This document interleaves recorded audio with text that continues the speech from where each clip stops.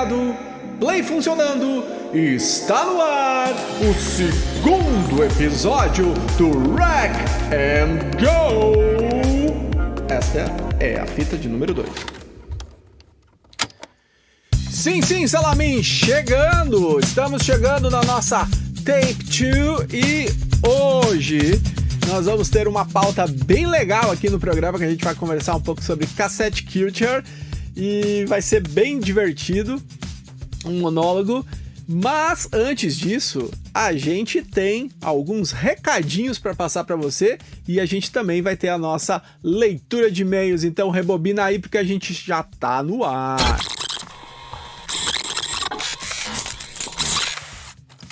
Então, galera, não temos muitos recados hoje, mas temos alguns. O primeiro é, se você quiser participar do nosso programa, comentando a respeito do episódio anterior, fique à vontade.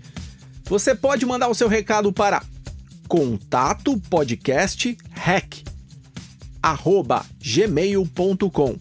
Tudo junto, contatopodcastrec@gmail.com. A gente vai ali dar uma analisada no seu e-mail, ver se pode ir pro ar, mas a gente vai ter o maior prazer de ler aqui o seu comentário, o seu feedback, o que você tem para falar pra gente, beleza? No mais, também quero deixar um recado aí para você. O recado de que estaremos sim publicando o nosso podcast no Spotify muito em breve. Então fica ligado aí no Spotify, se você utiliza ele como o seu streaming de música, né? A sua plataforma de música, que a gente vai estar postando os episódios muito em breve ali no Spotify para você também poder ouvir. Beleza? Sem mais recados, não tenho mais recados. Quero comunicar, aliás, tem mais um recado.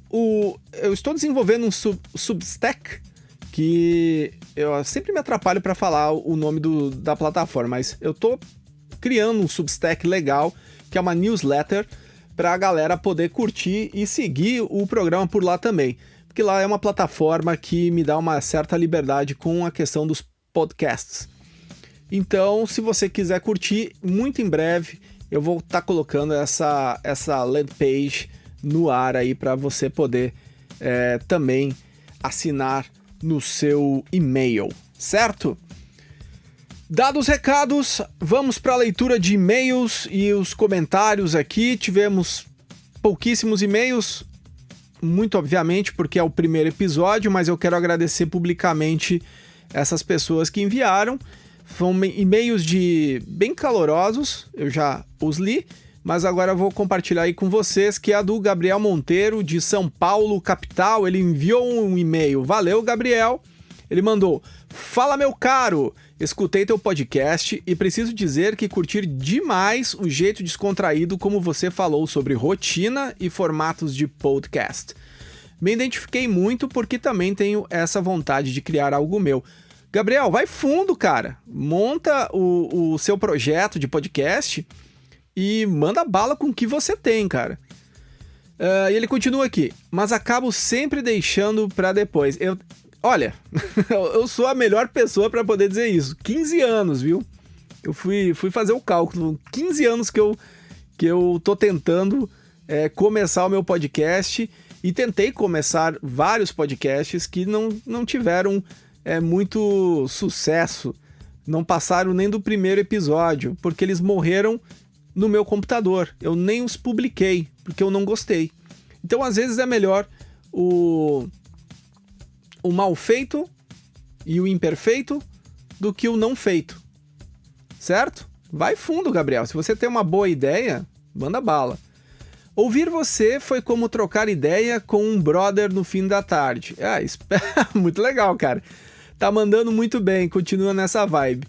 Muito obrigado, Gabriel. Força, meu velho. E cara, se você já tem alguma coisinha, se tem um celular, manda bala e cria aí o teu podcast e depois manda o e-mail para nós aí para divulgar ele. Ricardo Martins, Lisboa, Portugal. Opa, peraí. Pro Ricardo Martins, a gente tem que mudar o sotaque. Eu vou tentar ler em português de Portugal, que eu não manjo. Vamos lá, Enzo, você consegue. Olá! Gostei imenso do primeiro episódio do teu podcast.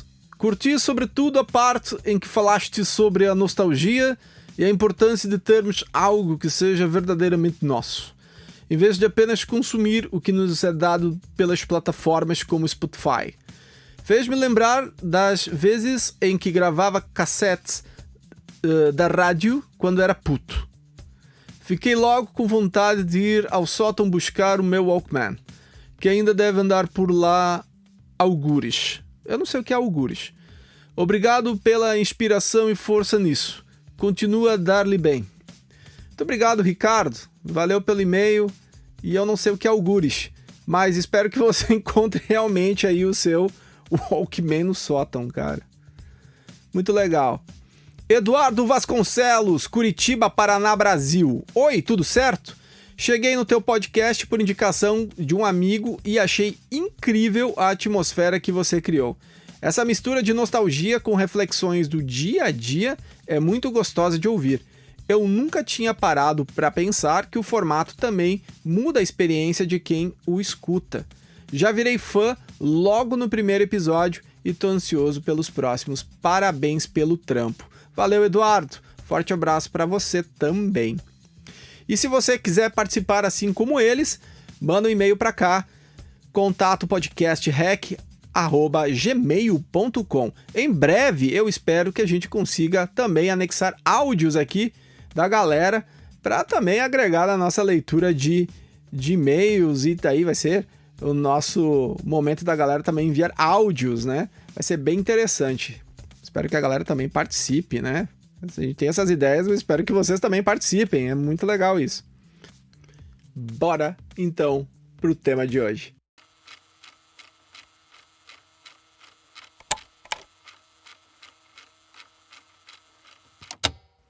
Então, galera, no auge dos meus 30 e tantos anos, eu começo a sentir uma certa nostalgia do começo dos anos 2000, do finalzinho dos anos 90, que foi a época em que eu curti a minha adolescência e passei minha juventude. Então, basicamente, a pesquisa que eu fiz hoje, para a gente trocar uma ideia aqui, veio muito dessa nostalgia das fitas cassete, que eu comecei a falar na última fita. Se você lembra e se você escutou, eu havia comentado sobre isso, sobre que saudade de rebobinar uma fita, de gravar uma fita. Eu não lembro muito bem o que eu falei, mas eu acredito que foi isso, de gravar uma fita.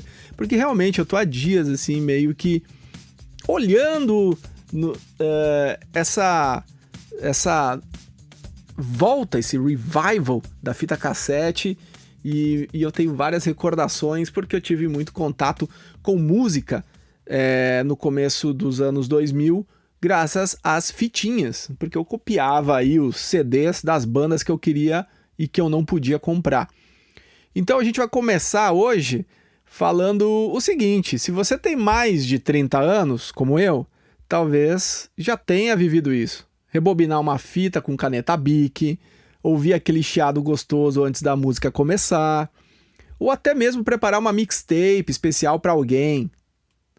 Se você é mais novo, pode até nunca ter usado uma fita cassete na vida, mas provavelmente já deve ter visto este universo renascer em filmes, séries ou até mesmo nas lojas de música. Sim, lojas de música, porque tem lojas que estão vendendo fitas cassete novamente. Hoje eu quero falar com você sobre a cassette culture. Isso, cassette culture. A cultura das fitas cassete, que é um movimento que nasceu no passado, mas que está ressurgindo com força entre as novas gerações.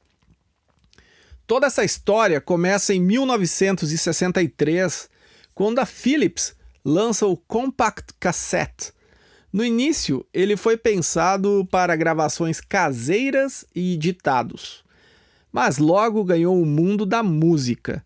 Nos anos 70 e 80, veio a explosão, aparelhos de som, decks potentes, rádios gravadores e, claro, o lendário Sony Walkman de 1979, que transformou a música em algo portátil.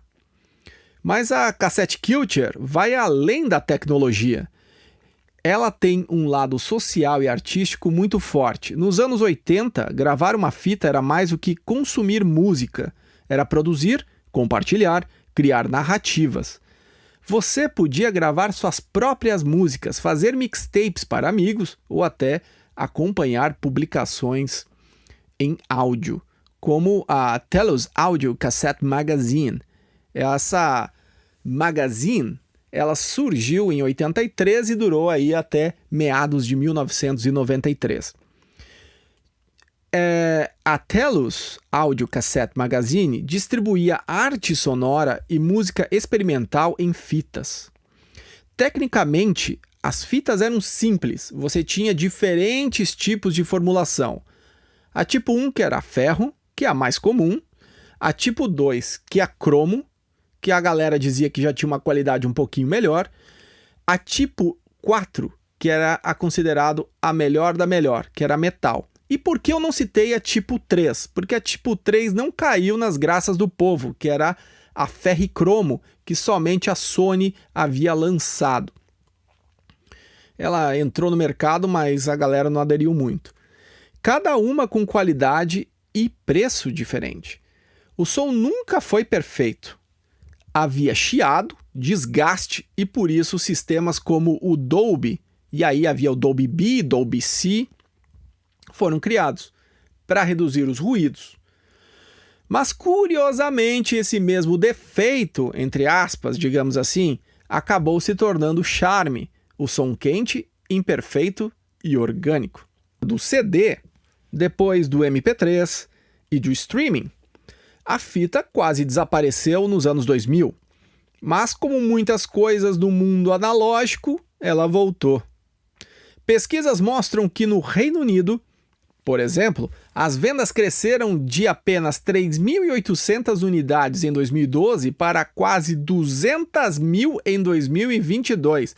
E por que isso acontece? O professor, em um artigo acadêmico chamado Cassette Tape Revival as Creative Anachronism, em 2017, explicou que a fita voltou não pela qualidade, mas pela estética, pelo valor simbólico. É o desejo de tangibilidade. A geração nova, os millennials, geração Z, que cresceu no digital, estão redescobrindo o físico. Comprar uma fita é ter algo na mão. É dizer, isso aqui é meu. Diferentemente do streaming, é claro, onde tudo é alugado. Tudo é alugado, nada é seu. Se você não pagar o streaming, você não tem direito a consumir aquilo. Esse renascimento ganhou até evento próprio, o Cassette Store Day, inspirado no Record Store Day, que celebra as lojas independentes e os lançamentos exclusivos em fita. Claro que sempre haverá críticas, né? A fita tem baixa durabilidade, o som não é hi-fi e produzir em escala hoje é caro. Mas, mesmo assim, a cultura das cassetes não é só sobre música, é sobre nostalgia, identidade e comunidade também. E aqui fica a reflexão, será que esse retorno é apenas uma moda passageira? Ou será que a galera tá meio cansada do excesso digital e está realmente buscando de volta a magia do analógico? O fato é que o Cassette Culture nos lembra que música não é só arquivo ou algoritmo. Música também é ritual, é claro. Assim como um vinil, para você escolher uma fita, apertar o REC e o play, virar para o lado B, sentir a passagem do tempo, tirar da capinha, ouvir aquele barulhinho, bater na fita, usar caneta Bic para rebobinar, quer dizer, é muita coisa. E falando nisso, pessoal, eu quero ouvir você também. Você já teve alguma fita cassete? Já gravou suas próprias músicas? Ou até fez uma mixtape para alguém especial? Ou você nunca usou uma, você é da geração nova, mas sente essa curiosidade de descobrir como é que era? Porque no fim das contas, não é sobre tecnologia, é sobre histórias. As fitas guardam memórias. E eu tenho algumas, e eu também quero compartilhar por aqui também durante os nossos programas. Quem sabe até contar das minhas primeiras gravações. Então fica por aqui, vamos transformar essa conversa numa viagem não só pelo passado, mas também pela forma como a gente encara a música e a vida hoje. Sabe o que eu acho mais curioso? Cada pessoa que viveu a época das fitas tem uma história para contar. Cada um tem uma história para contar. Se você tem alguma história com fitas cassete, eu quero saber. Por favor, nos envie através do nosso e-mail, que eu vou ter muita curiosidade de ler isso na leitura de e-mails. Muito legal, cara. O mais legal disso tudo é que também tem outras pesquisas que mostram que essa geração Z está vindo a tentar conhecer uma cultura que ela não viveu, porque ela nasceu no digital, né? E é muito interessante ter esse revival do cassete, assim como teve o revival do vinil, que veio com força no mercado. E quando a gente fala em cassette culture, não dá para esquecer o papel das bandas de punk rock, de rock alternativo, as bandas indie, por exemplo. Desde os anos 70 e 80 até os dias de hoje, as fitas cassete foram muito mais do que simples suporte de áudio, elas se tornaram a cara do movimento do it yourself, do faça você mesmo, que é a alma do punk rock, claro. O bom exemplo é a banda Zounds, uma das vozes fortes do anarco-punk inglês. Eles faziam parte de um movimento de gravadoras independentes que usava as fitas como arma de resistência cultural, distribuindo seu som de forma acessível e direta. Já nos Estados Unidos, na década de 80, várias bandas de hardcore começaram a circular suas demos em cassete. A banda No Fraud, por exemplo, gravava assim e ajudava a espalhar o som para cenas locais. Não era sobre qualidade de estúdio, até porque não tinha. Era sobre atitude e muita velocidade. E não podemos esquecer do papel dos selos independentes. E aí tinha vários. O Bad Compilation Tapes, por exemplo, reunia bandas do mundo inteiro em compilações de cassete, criando pontes entre cenas que dificilmente se encontrariam, porque elas eram enviadas via correios. Aqui no Brasil também teve algo do tipo, ali nos anos 90. Inclusive eu já havia visto algumas entrevistas da galera do vocalista do Dead Fish, que havia comentado que eles tinham essa cultura de trocar fitas cassete aí pelo correio, mandando o som das bandas por aí pra galera poder curtir como era a cena em outro local. No indie rock, outro caso interessante é o Sebado. Lou Barlow e Eric Gaffney gravavam seus primeiros álbuns em gravadores de 4 canais em fita cassete. E isso deu origem ao famoso lo-fi como estética musical.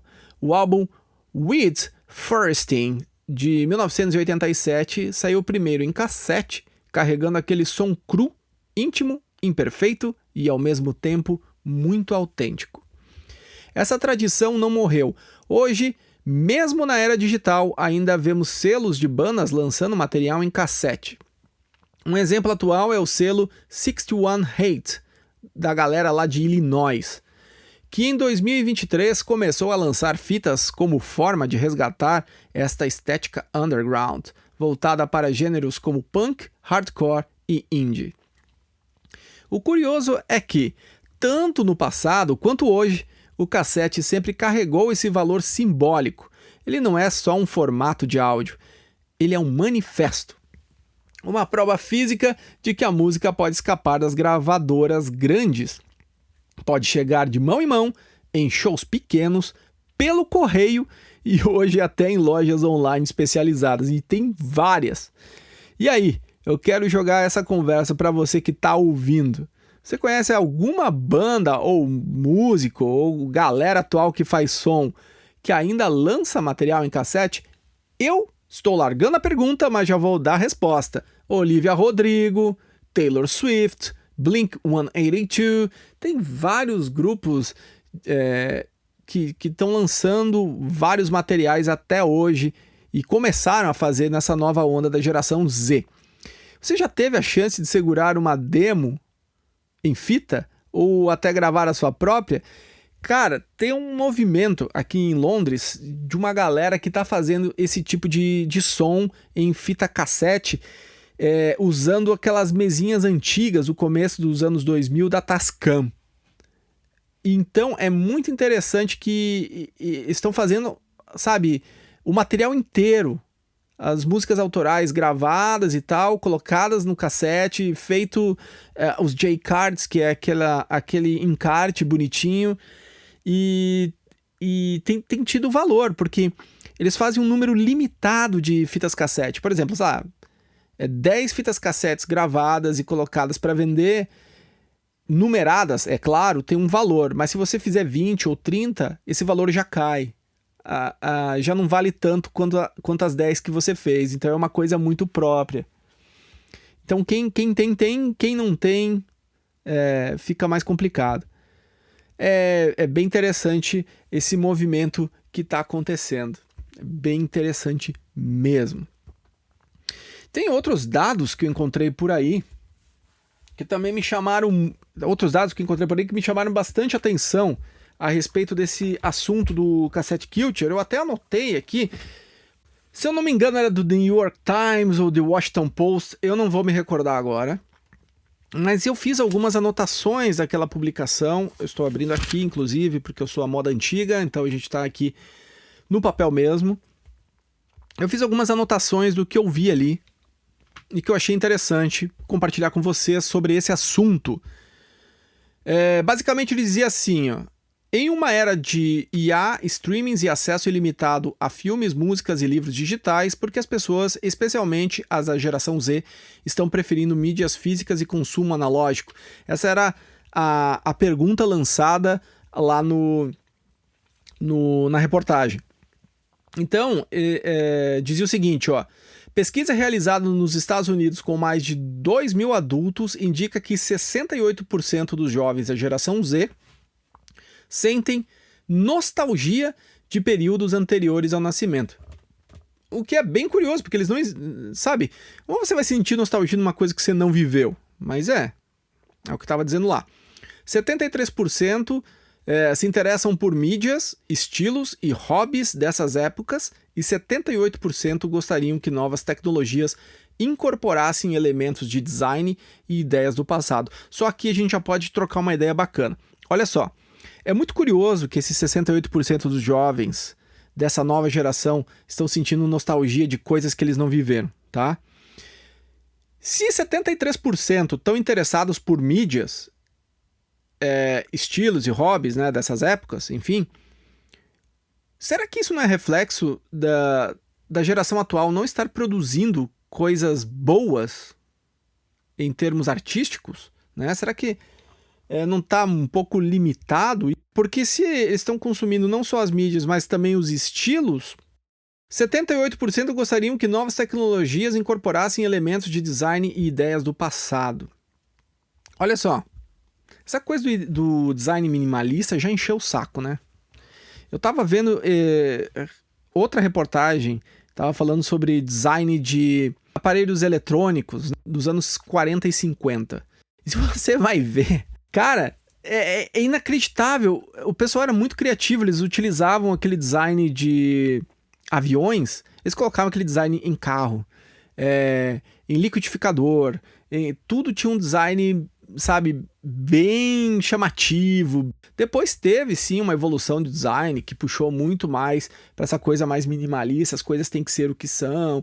Aí, tudo bem, né? A cada década os móveis da casa das pessoas, da sua casa, da casa dos casais mais novos aí que iam mobiliar, mudava, né? Teve época aí que tinha aquela estante com porta CD, TV de tubo, daqui a pouco era tela plana, daqui a pouco era diferente, já as geladeiras eram de uma porta, daqui a pouco era geladeira de duas portas. Quer dizer, o design ia mudando, mas a utilidade do produto ia mudando, mas o design basicamente não mudava muito, né?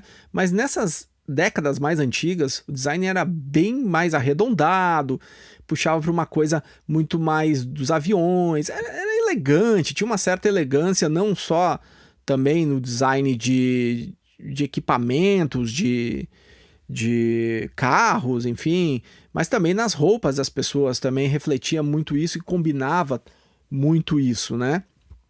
Então, talvez a gente tenha regredido, ou não sei, mas essa geração nova, ela tá tendo esse revival agora, então, dos anos 90.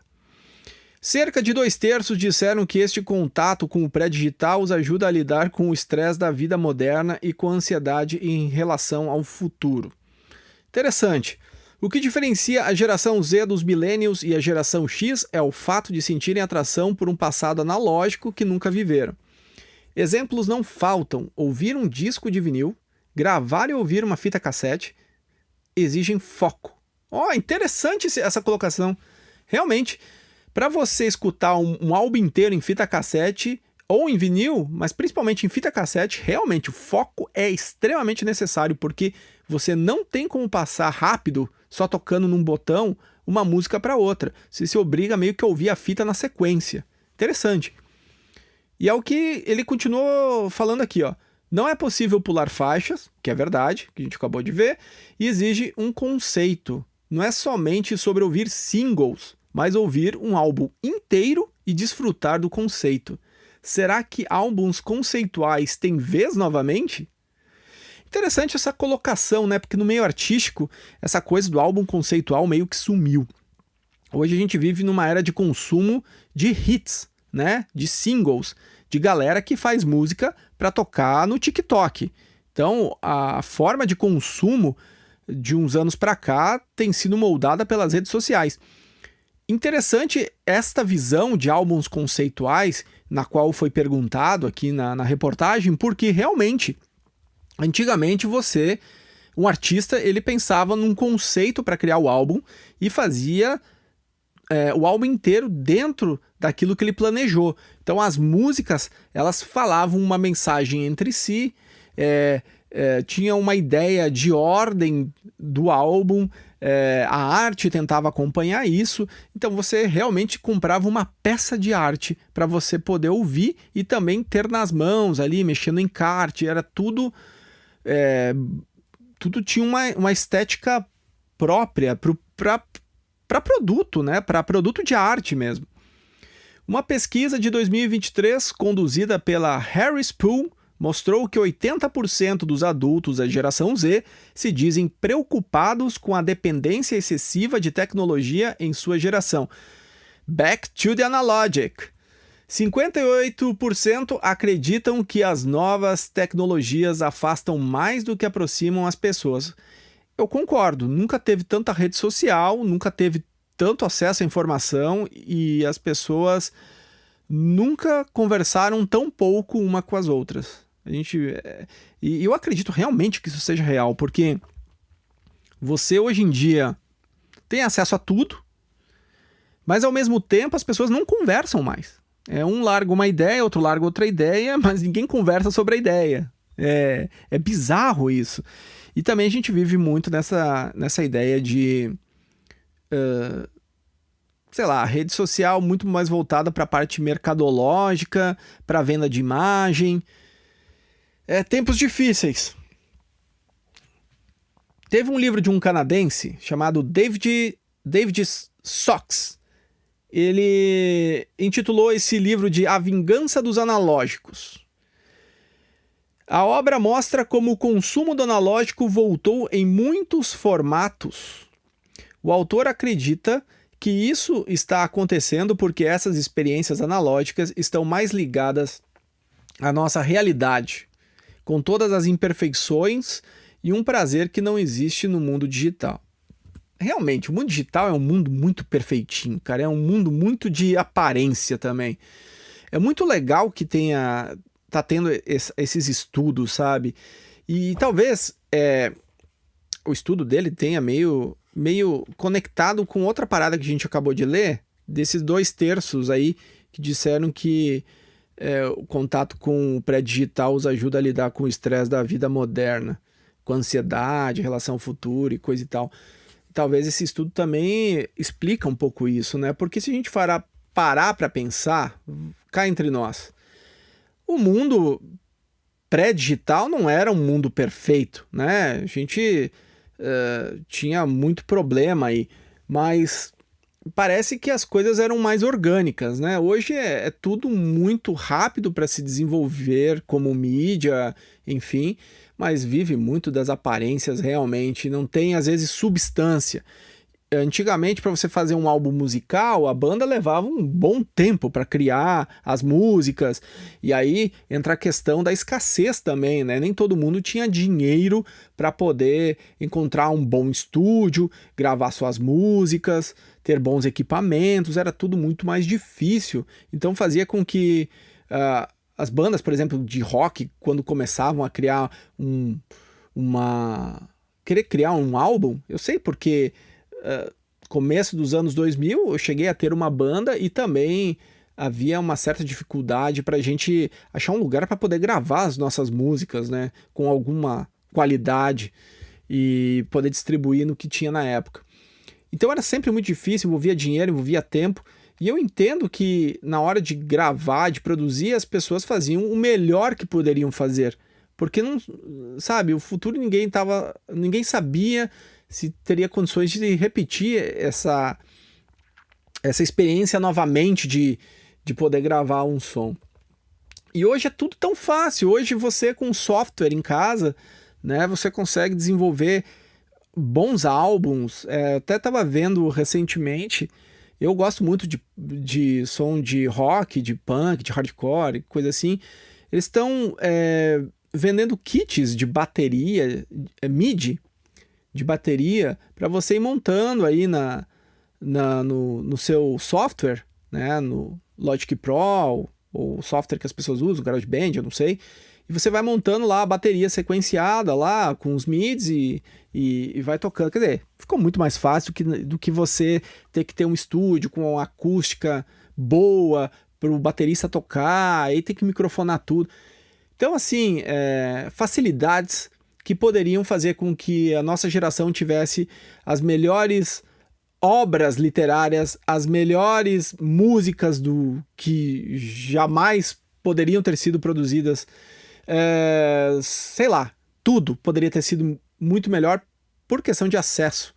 Mas do contrário, o que está mostrando é que os jovens estão procurando refúgio em coisas antigas porque aquilo traz algo com mais substância para eles, com mais segurança para eles do que está sendo produzido. Será que é porque as coisas hoje em dia, por serem tão mercadológicas, não têm mais alma?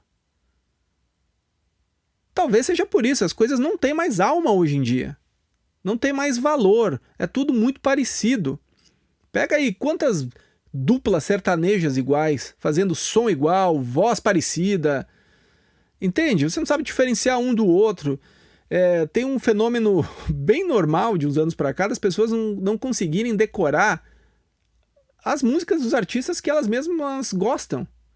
Porque é tanto artista, é tanta opção, que você acaba escutando uma aqui, outra colar, e no fim das contas, você decora uma frase ou outra, ou, pô, já ouvi isso, mas não sei o que é. Que é muita coisa, não existe mais a cultura do senso comum, as pessoas não curtem as mesmas coisas, cada um curte coisas diferentes. Nessa época analógica, a galera curtia mais ou menos as mesmas bandas, assistiam os mesmos programas, os debates eram sobre as mesmas coisas, e hoje em dia não, hoje em dia cada um tem o seu próprio mundo e curte suas próprias coisas. Porque o acesso é muito mais fácil. Então, vale a reflexão. Será que o acesso em demasiado não transformou as pessoas em pessoas mais preguiçosas? Não sei. Com esse sentimento pulsante, vou continuar aqui. Pelo retrô, bandas e artistas apostam na fita cassete. Verdade, tem vários aí. Vários que a gente já citou, inclusive. Os streamings nos oferecem muitas opções de música para dar o play, mas ficamos limitados nas mesmas, fora o fator de pertencimento. Nada ali é seu. Você paga um aluguel pelo que consome no servidor do Spotify. Isso é bem verdade. Infelizmente, não é só o Spotify, é tudo. Blockbuster faleceu? Talvez possa ressurgir, porque o que tem de gente comprando mídia física... Tem pesquisas aí, vocês podem Dá um Google e vocês vão ver. Tem pesquisas mostrando o aumento de venda de DVDs nos Estados Unidos. Galera tá comprando mídia física. E, pô, era legal a mídia física. Eu sou o maior defensor de ter coisas, de ter mídias físicas em casa. Porque, vou dar um exemplo básico, tá? Antigamente você comprava um videogame, você plugava ele na sua TV, no seu monitor, você ligava ele, né, e jogava. Hoje em dia não. Se você tem aí Xbox, PlayStation, você sabe o que eu tô falando. Às vezes você faz tempinho que você não liga, aí você, hoje eu vou jogar. Você liga lá o videogame, você tem que esperar uma atualização. Primeiro, não é só ligar o videogame. Você tem que ligar o videogame, você tem que ter uma conexão de internet estável. Já são duas coisas, duas dificuldades. Aí de repente você liga e a sua conexão não tá boa. Já estragou sua experiência. Ok, você ligou, conexão tá boa, mas aí tem aquela atualização. Atualização do sistema ou atualização do jogo e você não consegue jogar na hora que você quer jogar. Às vezes você tem que esperar, aí você tem que fazer outra coisa. Isso já acaba com a vontade na hora, muitas vezes. Então, as coisas, elas meio que complicaram. E outra, o jogo não é seu. Hoje, com a facilidade de você comprar jogos digitais, né, tem uma gama de pessoas que fazem isso, compram jogos digitais, não tem tanto aquele apreço como tinha antigamente em você comprar o jogo físico, trocar o jogo com um coleguinha, enfim, ter essa coisa. E questão de música, questão de filme também, eu acho mais interessante do que em jogos, porque em música é uma coisa muito pessoal, então você entrega para uma outra pessoa uma experiência, né, emprestado. Vou te emprestar, escuta esse álbum, olha que legal e tal. DVD, mesma coisa, assistir esse filme, olha aqui. E aumentou realmente esse consumo de DVDs de mídia física nos Estados Unidos. A galera comprando aí, guardando as paradas que eles gostam. Isso era muito comum aí em meados do começo dos anos 2000, você comprava caixa box de séries e filmes, você encontrava nas lojas americanas, tinha na internet também, a galera comprava um monte. Eu tinha na casa da minha mãe, ainda deve ter alguns que eu deixei por lá, e tinha bastante esse tipo de consumo. Mas se a gente levar em consideração, como eu havia falado na primeira fita, faz algum sentido. Agora, falando de forma, brincando um pouco com você, se de fato acontece de ter um problema, uma pane na internet, sei lá, cyberataque, qualquer coisa. O mundo anda bem louco ultimamente. A gente sabe disso. Se vier acontecer isso, se você tem uma mídia física e um equipamento que está rodando isso, de preferência, se esse equipamento tem acesso a pilhas, talvez você consiga ainda consumir algum entretenimento no apocalipse agora. Aí a mídia física vai fazer todo sentido. Agora, tendo um cyberataque, o mundo para, meu. Tudo para. E do jeito que a nossa geração entediada, mesmo tendo tudo, é muito capaz da galera entrar em parafuso, entrar numa depressão enorme, porque sem internet o mundo para. Sem luz, nem se fala. Então, sempre mantenha o seu radinho, sempre mantenha as suas pilhas e sempre tenha uma fita cassete por perto. É muito importante você ter aí suas memórias e suas músicas bem gravadas para você poder curtir. E eu sou bem específico em falar da fita cassete, porque o CD, geralmente os aparelhos que vieram posterior, tirando o Discman, o resto era só na energia. Ou a bateria, e provavelmente já passou bons anos aí, se for a bateria já deve ter ido pro beleléu, principalmente pra galera que teve iPod. Galera que teve iPod nas antigas, quinta geração, quarta geração, essa galera aí já não tem mais bateria no iPod há um bom tempo. Esse é um grande problema das baterias. Mas vou voltar aqui no assunto do Cassette Culture, tá? Que foi a pauta e o tema de hoje, para falar para você o seguinte. Tá tendo esse revival. Eu moro em Londres atualmente. Eu tenho visto que realmente essa galera da geração Z tá curtindo coisas mais antigas. Eu, esses dias, voltando para casa, encontrei uma galerinha bem nova com essas máquinas, não era Polaroid, mas essas máquinas de revelar filme, a galera tá comprando, tá batendo foto, e é muito pela estética mesmo. E sim, essa galera tem voltado a consumir fita cassete mesmo. Inclusive, eu dei uma pesquisada aqui na Europa e encontrei várias revistas que estão publicando fitas cassete e ali divulgando artistas. Por exemplo, a Dirt, que é da Itália, e temos também a New Wave, que é aqui do Reino Unido, que também faz essas publicações e manda uma fitinha cassete com os artistas para você curtir em casa. Tudo por assinatura, você tem que assinar e você acaba recebendo em casa. Mas o maior problema e a maior dificuldade para essa galera tem sido encontrar aparelhos para poder rodar fita cassete. E eu vou dizer o porquê. Esses aparelhos de fita cassete pararam de ser fabricados pelas grandes. Então, o que acontece? Tudo aquilo que você vê atualmente sendo vendido na Amazon provavelmente seja o mesmo equipamento. Todos os equipamentos usam a mesma tecnologia, que foi acho que talvez uma das poucas licenças abertas que essas companhias conseguiram para fazer os seus equipamentos. E eles não têm qualidade. Eles rodam a fita cassete, eles tocam, alguns até gravam, mas com uma qualidade bem lo-fi, bem ruim. E se você quer consumir algo de muita qualidade, você vai ter que comprar um tape deck antigo, e isso já gera bastante problema, e você tem que ser bem entusiasta, porque você tem que arrumar, provavelmente com o tempo, ali as correias, que já estão desgastadas, porque querendo ou não, já fazem mais de 20 anos, alguns 30, alguns 40 anos desses decks. E nem de perto, mesmo as empresas que estão fabricando esses tape decks atuais, eles chegam na qualidade dos anos 90 e final dos anos 80. Então, parece que realmente a gente perdeu qualidade na produção de reprodutores e gravadores de fita cassete, tá? Que é natural, porque é uma mídia que está voltando agora, mas a galera que está curtindo, né, essa vibe tá comprando equipamento antigo. Eu dei uma pesquisada no Vinted há alguns dias. Para você que não sabe o que é o Vinted ele é nada mais, nada menos do que uma espécie de eBay aqui do Reino Unido, onde a galera vende as coisas usadas, né, faz negócio, tipo o Mercado Livre.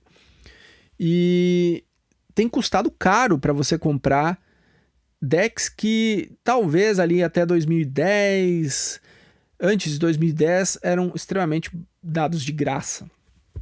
Por exemplo, tape decks de 3 cabeças, tape deck de 2 cabeças, mas que foram produzidos aí pela Akai, por empresas de alta qualidade do Japão, estão sendo vendidos aí, eram vendidos muito baratos e hoje são vendidos por preços aí que variam entre 200 a 400 libras, então tá valendo bastante.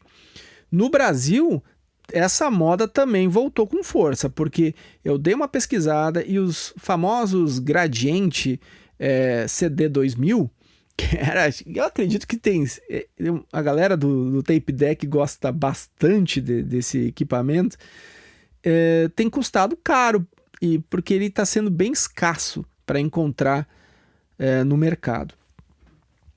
Inclusive, eu acredito que os tape decks produzidos no Brasil têm uma qualidade muito parecida com o NAD produzidos aqui no Reino Unido. É uma qualidade muito boa de gravação e reprodução de áudio.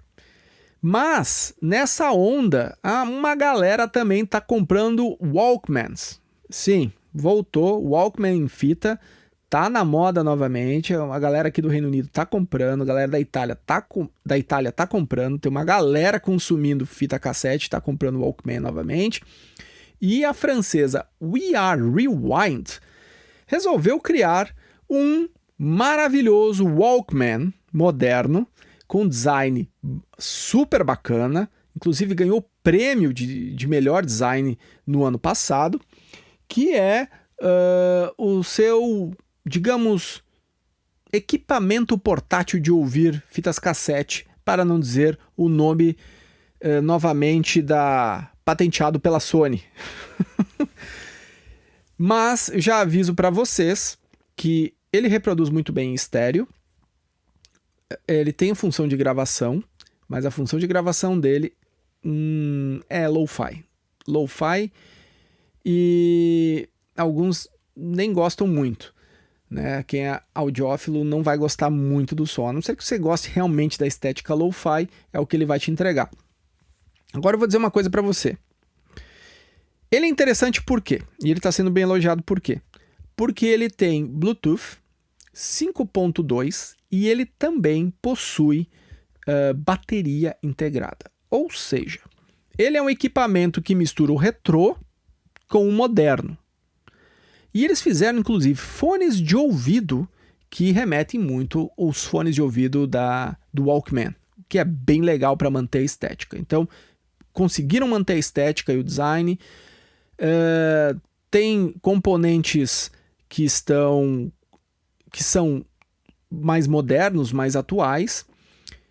E também eles colocaram alguns upgrades ali para dar uma melhorada nessa patente que eu falei anteriormente, que é utilizado por todas as empresas que criam equipamentos de reprodução de fita cassete hoje em dia, porque é o mesmo aparelho, tem o mesmo código no cabeçote de leitura da fita. Mas eles melhoraram, parece que eles colocaram um latão, não me lembro agora, não me recordo.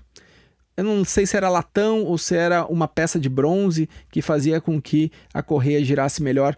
Eu tenho que pesquisar, eu não me recordo. Peço desculpas, mas você pode dar um Google aí e fazer sua própria pesquisa. Mas basicamente é isso. E realmente parece que o som ficou muito bom. O som estéreo reproduzido ficou muito bom. Entregou muito bem. O The Verge fez uma entrevista legal com a galera da FiiO, acho que é assim que se pronuncia, que é essa empresa chinesa que também produz Walkmans, esses Walkmans modernos, e também entrevistou o presidente da Rewind. Você pode procurar aí na internet The Verge. Eu não vou lembrar o nome também do vídeo, mas bota lá, The Verge Return the Walkmans, alguma coisa do tipo. Você vai ver que vai ter ali uma reportagem em vídeo bem bacana sobre esse assunto. E ele comenta desses...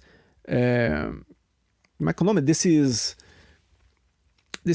nova onda e também das dificuldades técnicas em desenvolver um produto antigo, um produto retrô.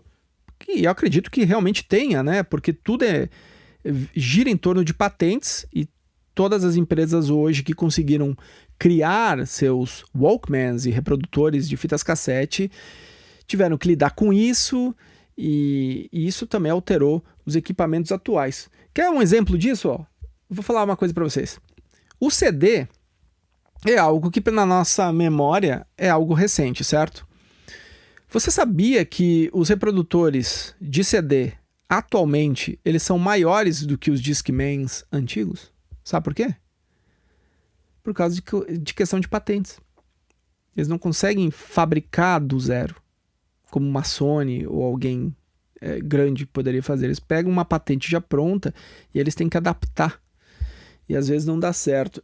Foi a mesma coisa que aconteceu com a Rewind na produção do seu Walkman, né? Porque o que aconteceu? O dispositivo deles acabou ficando maior do que era o tamanho dos Walkmans antigos da Sony, né? Ficou mais cheinho, justamente porque ali tinha que caber bateria, tinha que caber um monte de coisa moderna e encaixar com aquela tecnologia antiga e adaptar e deixar um produto bem feito. E eles explicam isso, né, da dificuldade. Assista aí, procura aí no Google que você vai encontrar essa reportagem bacana. E aí, largo a pergunta para você. Você ainda consome alguma coisa analógica? Tem vontade de consumir? Não tem vontade? Achou legal essa cultura do cassete voltar? Não achou legal? Diga aí para mim que eu vou ficar curioso. Manda um e-mail para nós, beleza? Bom, O tempo é escasso, a fita também é escassa e esse programa vai chegando ao fim, essa fita também, e eu encontro você no próximo programa. Um forte abraço, fica bem.